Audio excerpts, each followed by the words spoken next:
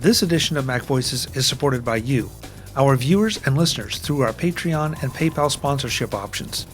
To learn more, visit macvoices.com/support. Welcome to Mac Voices.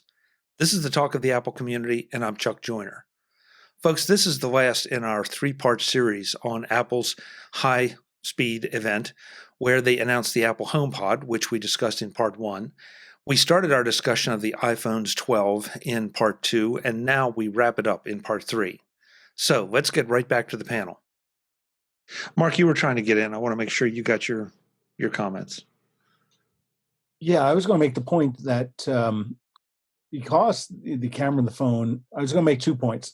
One on this, because the camera and the phone has become so sophisticated, it is displacing and is stealing dollars that people would have otherwise spent maybe on other devices. And that just all justifies the affordability of a phone at $1,000 or $1,200 that may seem really absurd. But these devices have really long lifetimes, as to go to my second point, which is I'm still, carrying an iPhone 7 Plus. I was about to upgrade last year due to some major travel to get the benefits of the then iPhone 12 camera. But for a variety of reasons, things didn't happen late last year. And then this year we've had COVID, and, travel and vacation and cruise and airplanes, I think, are, some of the most forgotten words of 2020. So, maybe if things open up next year, I will certainly justify upgrading. And that's sort of like a 5.5-year cycle. I know other folks who have, iPod 6 Pluses or iPhones 7, and probably for Apple, the biggest thing they should be concerned about is, I don't know how many people are like this, but a friend of mine has said that, his company would easily, allow him to upgrade, his phone every year. And he hasn't bothered since the 7 Plus, just because he doesn't see any reason to, go through the hassle of getting a new phone, transferring everything over, yada, yada, yada, yada, yada. So that makes me very skeptical about all these prognostications of an iPhone super cycle. And, it was a point I was trying to make a little earlier about, this Apple, and they're calling it high speed. I suppose there's no polite way to say it, other than I think this is marketing BS. There's about 3 or 4 weeks ago studies that 5G networks, they're no faster in many cases. Around the U.S. they're slower than 4G networks, and I just wonder, is Apple giving Verizon such prominence there? Are they just hooking themselves to a lot of marketing? And will we be hearing in a couple months about people who are upset, or we have for Ken, his show, another Apple class action lawsuit against Apple, and why this is no faster or than the current generation of 4G networks. So a lot of ideas there, but I think is Apple overhyping this, and are they joining the overhyped bandwagon of 5G that so many other vendors and so many financial analysts are positing? I don't know what you're talking about, Mark. I've had 5G on my iPhone for months. Nice. Yeah, I think with their phony 5G. I think honestly that Apple was very smart to. That's why I think Apple was smart to put 5G on all of it. They're not making me decide. They're saying, all right, you've got 5G now, or at least you've got a phone that's capable of 5G. Go talk to whomever you want to talk. I would love to know the deal that Apple did with Verizon. Something that I've been doing on the live thing that I've been doing is trying to figure out, and finally today I understood. Finally today I get it. The CEO of AT&T Wireless Communications a couple of weeks ago was going on about, I guess some people are going to upgrade. I don't know why, because I don't know that there's actually a real return in it for the consumer as far as why they're going to want 5G. I can see it for business, but I can't see it for that. And the thing that I kept playing with on different shows is like, why is he doing that? Is he telling us that AT&T 5G sucks?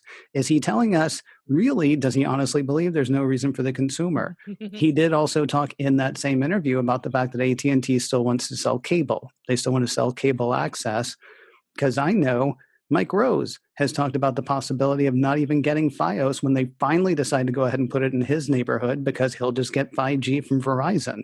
But then today, when Apple said, and here's Verizon, I was like, oh, this is why the AT&T guy doesn't care, because Apple is going to be pushing Verizon. I would so love to know about that deal, because that came out of nowhere. I was wondering about that too. And I've honestly been very happy not thinking about carriers anymore and not having them even be news anymore. It's just like you have cell service and it's fine.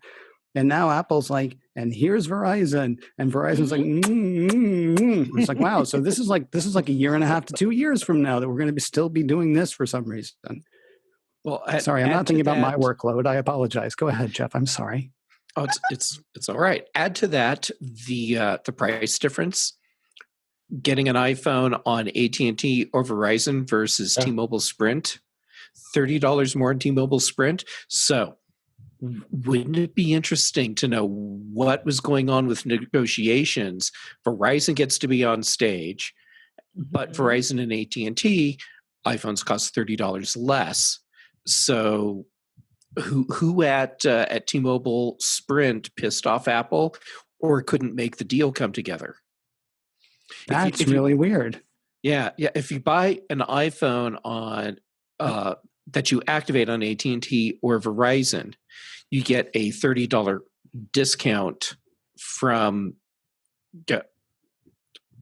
Geez, who is it from? I don't know. Apple, from the from your cell service provider. It just is $30 less.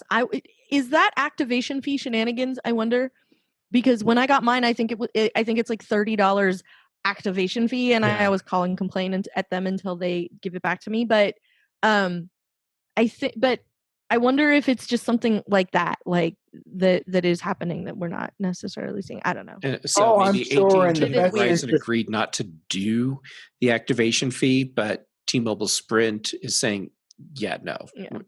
There was also this whole thing about like, what is an unlocked phone and when will your phone be unlocked versus not unlocked? Yep.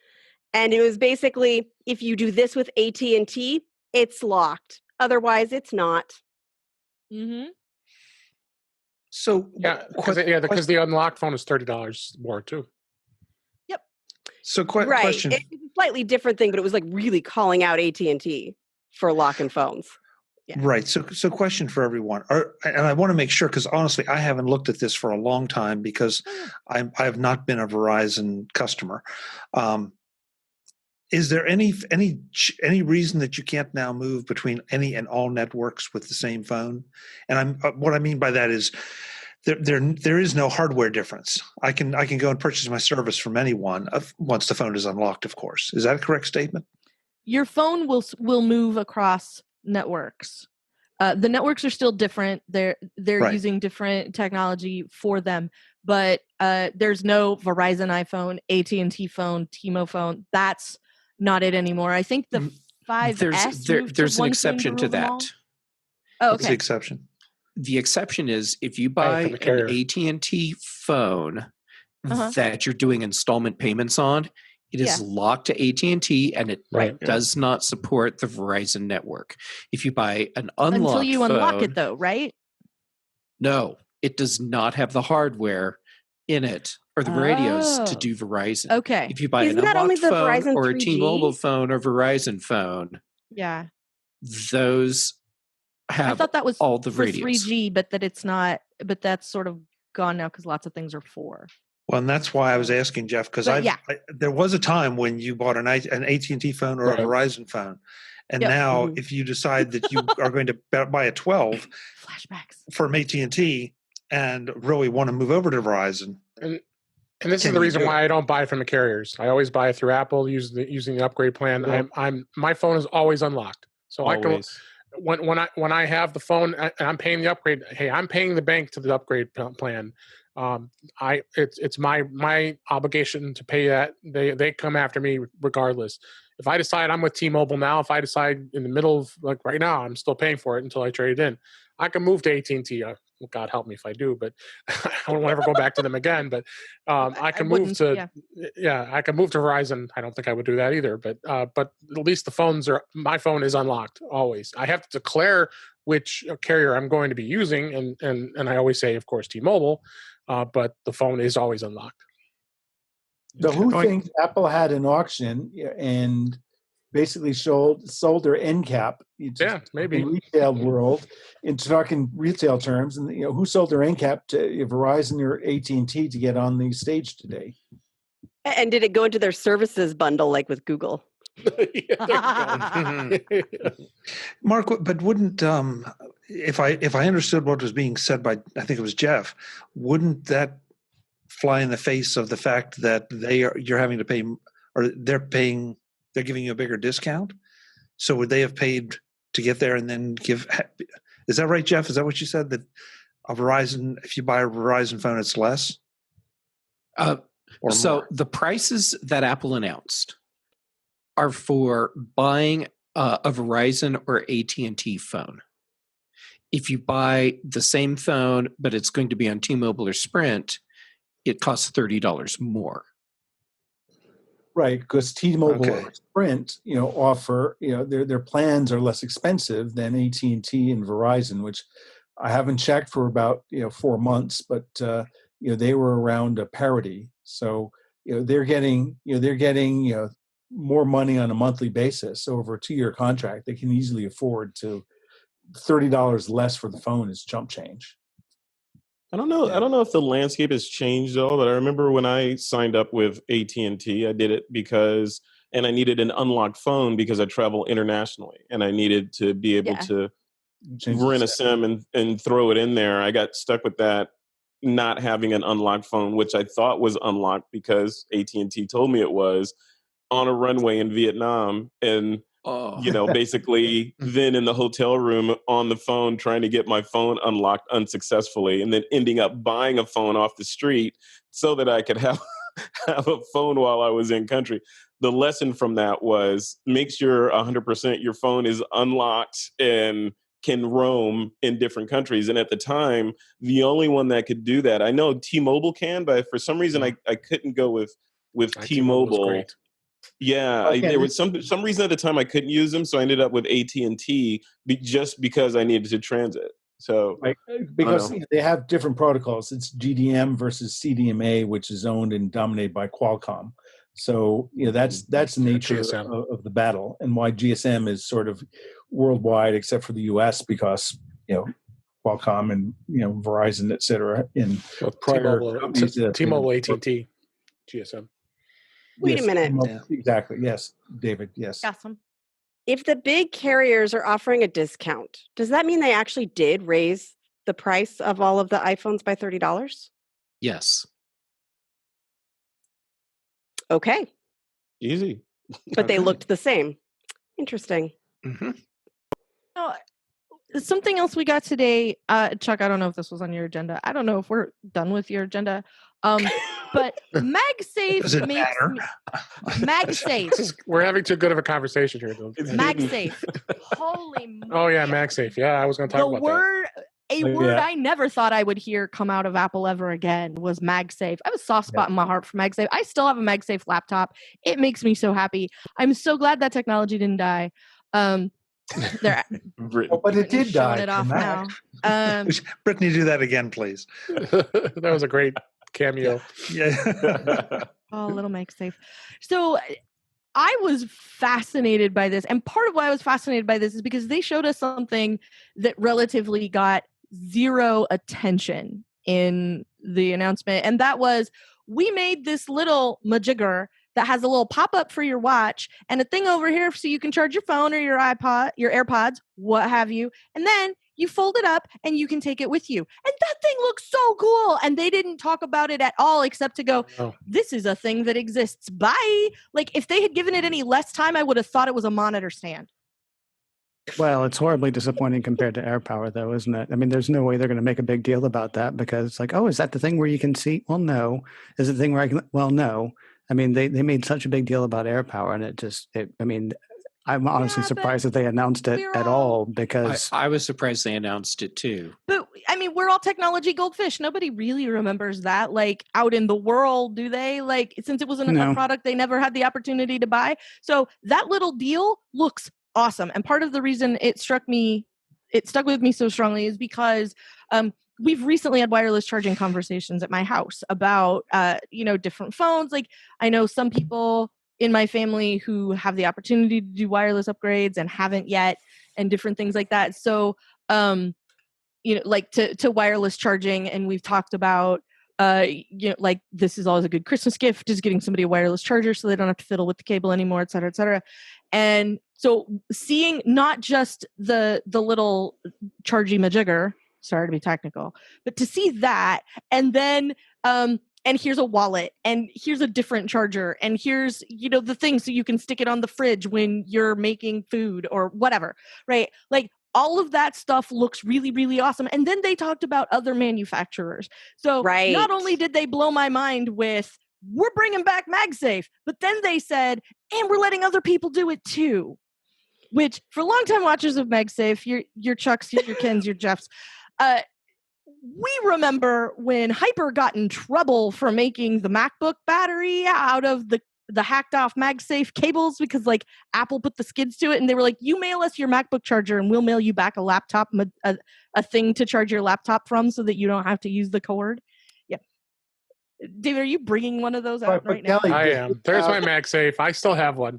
So like, that was amazing to me. And I know it's a super big deal to me just because I'm old school like that, but I thought it was really, really interesting because I don't know where it's headed. And I really am curious what these other manufacturers are going to give us. Oh, don't forget, they've had this program designed for Apple or something, where they have some sort of licensing or MFI. Yeah, Belkin. Made for iPhone. Right. Yeah, made exactly. for iPhone. I'm made sure for they were iPad, there because they mentioned Belkin by name there. I guess when it's one of the night side stands or something. So, that's what's in it. That's what's in it for Apple. Is we have ours, and if that's not good enough, we have all these third parties. So, it's so much their phone possibility. And I don't know if it'll come to fruition, but that's I don't want to just go to their page. They have a MagSafe section right now, so it's going to expand. Yeah, but I don't want to rain on. I don't want to rain on Kelly's parade, but this didn't. But I'm going to need an umbrella. Well, no, not really. But I guess I think it's wonderful that you're that excited, Kelly. But to me, this is just a natural evolution of the wireless charging thing, because it was great when it started, and then people found out that if they didn't have it positioned right, guess what? They get up in the morning, or they leave the office, and my phone's not charged the way I thought it was. And so it made perfect sense to say, okay, we're going to stick a magnet on this thing. It'll line up perfectly every time. You'll know. And so evolution, that. I know. Great if you're excited, but this edition of MacVoices is supported by you, our viewers and listeners, through our Patreon and PayPal sponsorship options. To learn more, visit MacVoices.com/support. If you get value from MacVoices, please consider becoming a patron at Patreon.com/MacVoices. You get access to the MacVoices Thinking Posts, exclusive Patreon-only video chats, as well as having your name in the credits of each MacVoices show for the months you support. Having you as a MacVoices patron helps us pay the bills and keep building and improving MacVoices. Or, if one-time support is more your speed, use our PayPal option. You too will get your name in the show notes of every MacVoices episode for the month you contribute. Or you can support the show by writing a review in iTunes or buying through our affiliate links. Neither of these costs you anything, but they help MacVoices a great deal. Again, MacVoices.com/support. Thanks to everyone who contributes to keep MacVoices firing on all cylinders. So let me be contrarian. Is that really big? Is that really a big deal? I find that I'd rather plug my iPhone into charge than dick around trying to make sure my Apple Watch is properly seated to its MagSafe charger. I agree with Mark. I'd rather milk my cow in the morning for my morning milk too. Come on. That's great. This is tech, man. This is technology. Okay. Yes, I want analogy. Would you Frederick just won the podcast, just so everyone's clear. If you were keeping score at home, Frederick just won. Because he actually demonstrated milking the cow was the best part of it. Yeah. I have to admire. I come from the wilderness. I was raised with cows. I admire your technique, Frederick. But anyway, I got it. There was this broader thing: is how many people how, I mean, the way they sold, the woman on the roof selling us this, oh, well, we put 70, increase our packing density 70% on a pallet by, so we lowered our shipping costs, and, and we've taken these things out of the device, maintaining I saw through price that. parity to incrementally raise our margin. And meantime, it's all this benefit for you guys. It sounds really good.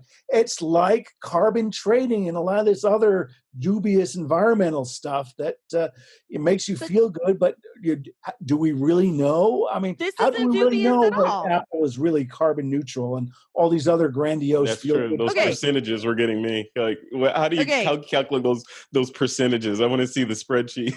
And is it really is a different thing, 450,000 cars? So, what type of car? Mark, are you going to be heartbroken when you open that box and there's not another one of those stupid, pointless, one-port chargers in it? Really? Are you really going to be upset that you don't have another pair of Lightning headphones? Really? Yes, because the Lightning headphones, I use them and they break after about 6 months. And the charger, when I sell the phone, the charger goes back with it. So I want something to replace it. No. Okay. Here's where people are going to be disappointed by the charger. I'll be over here. Everybody look at, hey, before you do, Jeff, everybody look at Ken right now. Ken just is enjoying the daylights out of this. Spotlight Ken, please. And rightly so. All right. So first we have the emotional thing about, but I want a charger in the box, regardless of whether or not you need it. Then you have the other part, which is Apple is putting a USB-C to Lightning cable in the box, and how many people actually have a charger with a USB-C port on it? Everybody with a MacBook. I have everybody with a computer.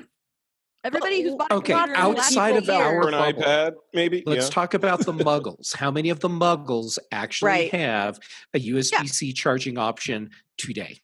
Well, my boyfriend got a battery, like the charges with USB-C and USB-C on the other end, and it didn't come with a thing. And he's like, I can't do anything with this. So I traded him. I traded up because I got USB-C to USB-C, and he got my USB-C to USB-A, so we can charge all slow and crap. Yeah. Well, the other thing is when people are at the Apple store or when people are leaving, I mean, if they don't have one, then probably something on the Apple site is going to pop up and say, do you need one of these? Oh, yeah. And of course, the answer will be yes. Could be. But also, I'm sure you're right.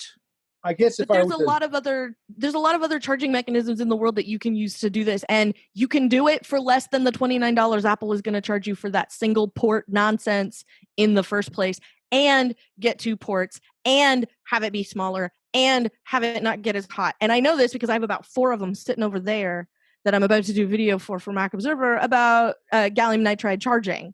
And USB-C is spectacular and fast and easy. And the power brick, I have to air quote power brick, that I can use to charge a 16-inch MacBook Pro is smaller, is almost the same size as the one that Apple tried to give me and tell me would charge my iPad. It's only a tiny bit bigger than that, the slightly chunkier little white brick. I'm into it. I am here for this. I agree with Jeff's point. Like, maybe not everybody has a USB-C charger, but getting one, like, especially right now because it's Prime Day or whatever, like, you can get one for about $15. I saw it today that one of the ones that I have is like $10 on Amazon right now, and it's got a USB-C port and a USB-A port, so you can charge. Send me a link, Kelly. I need to buy it today. Okay, one moment. Okay, it's doing it at the same time. If they had done the USB-C, like Lightning to USB-C 3 years ago, and had been including those in the box, someone would have one lying around. Yep. Right. So this is a change. I mean, I guess my point is, I mean, forget all the details about who has what or this, that, the other thing. My point is that, this is Apple, I think, sort of doing things for their own margin benefit, and they're selling us, as it's really good for you. And, to quote Judge Judy, who paraphrases Oliver Wendell Holmes saying, "Don't pee on my leg and tell me it's raining." I mean, that's just the way I felt. But this is what every company does. Hang on. It's just marketing. There's no reason it can't be both. I mean, there's seriously no reason that it can't be both. I mean, Apple, I don't think Apple bought a forest that they sustainably cut down trees and then replant trees to make their packaging to try to get one over on me, right? It would be better if I had the headphones. Yes, I would like that because I had to buy a new pair of headphones earlier this year because I broke mine. And it would have been great. Honestly, it would have been great if Apple had been including the 3.5 millimeter jack with a little, this little doohickey because I only have one of these. I'm not going to buy another one. That'd be fantastic, but that's not what they decided to do. And now that they're taking those headphones out, yeah, it'd be great if we still got it. But if Apple is, first of all, going to save itself a couple of bucks, and second, the two pair that are sitting on my desk right now that are destined to be landfill, that's all they're ever going to be. This pair is not, well, I mean, it will be one day because one day it'll break, but this is the pair that I had to buy because I had to replace the ones that I had. Mm-hmm. I don't know how many wall warts I've got stuffed in various boxes and in different parts of the house that will never get any use. And so, yeah, Apple's going to save a few bucks, but that's also not going to be crap that I'm going to throw away one day. It can be both things. Meanwhile, Apple is now selling the earphone you just bought for $10. Son of a... Yeah, that just happened today. Sorry for cursing. I apologize. That's all right. It'll be bleeped. Hey, okay. I want to wrap with two things. First of all, Frank in the chat room asked, I think, what is potentially a legitimate question. No Touch ID on the iPhone 12. Why?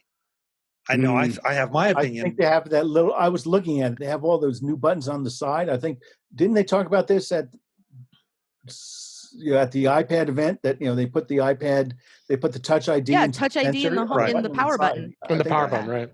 Mm-hmm. I would have I expected that for the 12 in this day and age. I really thought they would offer it, but I guess not. I guess my reaction was, well, of course not, because the phone has potentially a lot more information than even the iPad does, and they are doubling down on security. Why? Why? I could see them doing it. The only problem is they started working on this phone before COVID-19. Maybe it happens in 13 if we're still walking around wearing masks this time next year. Yeah. We will be. You know what I want? Yeah, we should be. I want my watch to unlock my phone if I have been in my phone in the last 10 minutes and I am out in public. Yeah, we can unlock our backs. I don't know why we can't unlock our iPhones. Yeah. I don't want to have to remember to hit a button just because I'm out and about. You can see my eyes. Mix that with my watch and when I was last in the phone. Yeah, but if somebody snatches it out of your hand, Brittany, as you're talking and runs around the corner, they better be close enough to me. Well, yeah, but they have a potential. No, they have a potential time period that it would not lock itself, and they could get in. Yeah, you put your phone back in your purse or your backpack or whatever, and then you're looking over there, and the guy who you didn't even see comes sit next to you, like reaches in and takes it, and he's got your stuff. Yeah, but as soon as it's out of the range of your watch, then it's not going to lock itself. Game over. Well, no. What she just said was okay, fine. Yeah. Speaking of losing stuff like that, did I miss it in the presentation? Did they mention anything about those tags? No. Nothing. Wasn't that? No, they didn't talk about the headphones either. That everybody was pretty sure they were going to come out with today. All the audio that's been removed from the Apple Store, they're not selling third party anymore. I've been hearing the phrase November event. Yeah. Well, sure. November event for the ARM Mac. Yeah, the Silicon Mac. The Apple Silicon Mac. Oh, right. Yeah, or just an event about cleanup on all these other things that maybe weren't a major, Yeah. So let's wrap up with what I thought was the coolest part of the whole thing. All this stuff is great, but the James Bond theme and 3 cases was brilliant. So cool. That was brilliant. I don't know what they had to pay to do the James Bond theme, but that was perfect. It was absolutely whatever worth it was. They could afford it.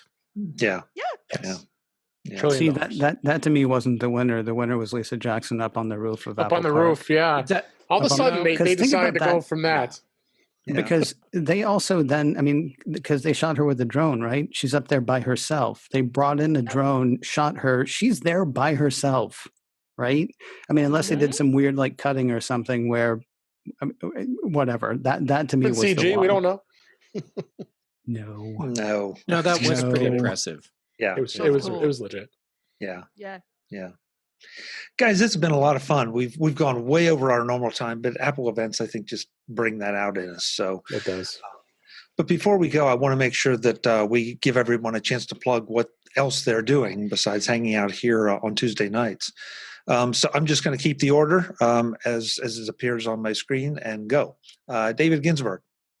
In Touch with iOS, intouchwithios.com. Kelly is going to be on the show Thursday. Can't wait. And I can also be found on Twitter at DaveG65.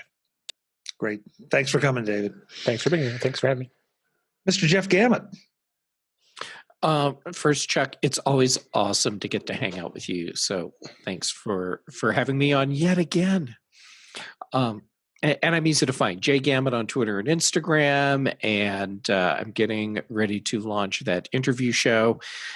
We're waiting. When? We're waiting. I know we're waiting. There were some things in my world that had to take precedence, and that's the world we live in now. So soon, very soon. Yeah. Comment from the chat room: they couldn't find the tags. Okay. Mark Fuccio. Oh, I'm just hanging out, on avoiding COVID in California. I wore a black T-shirt. It's to channel Tim Cook, who's dressed in black like a ninja. The best way to find me is on Twitter at Mark Fuccio, MarkFuccio. Great. Thanks so much, Mark.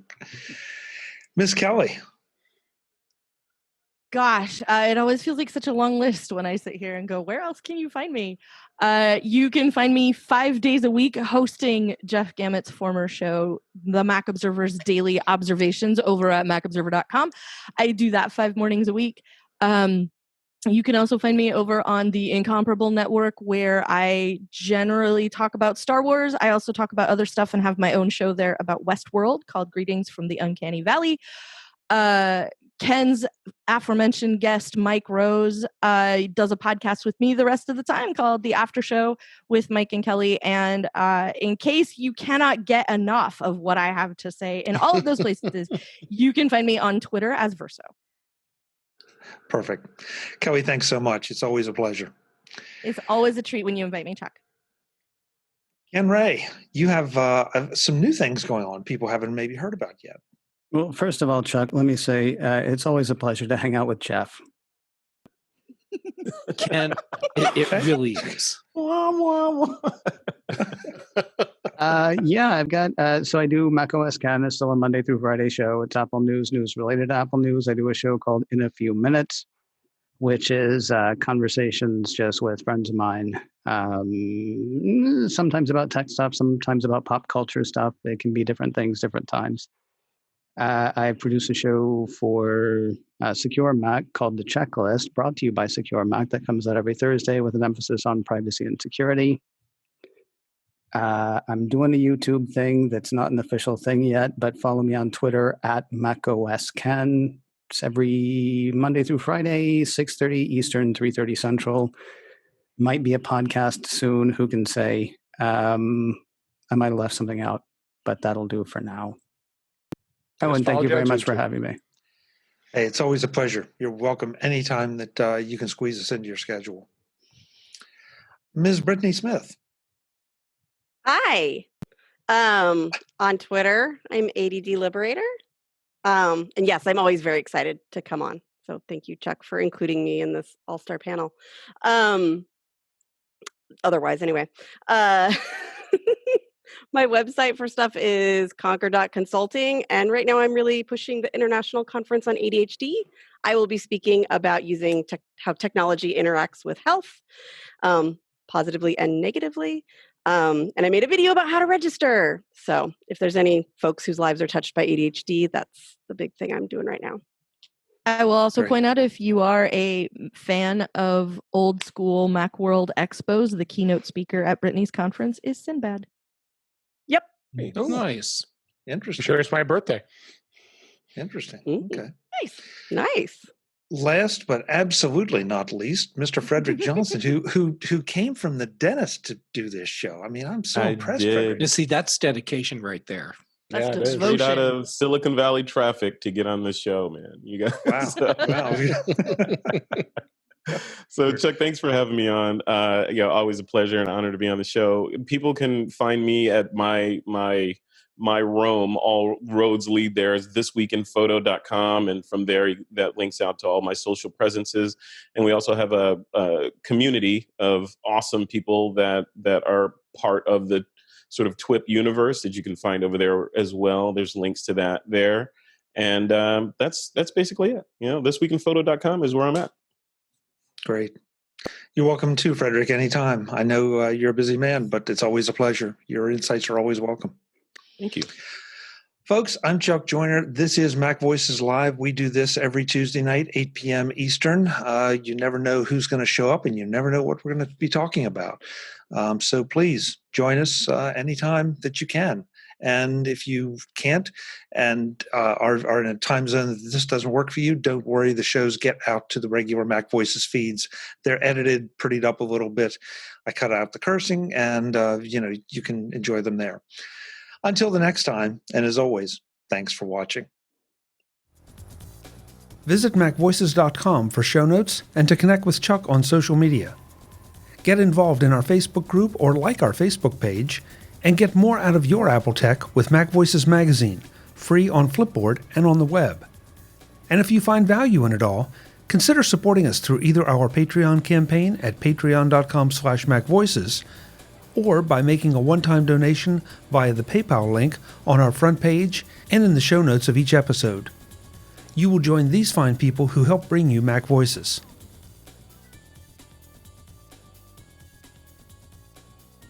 Advertising handled by Backbeat Media at backbeatmedia.com. Bandwidth provided by CashFly at cashfly.com.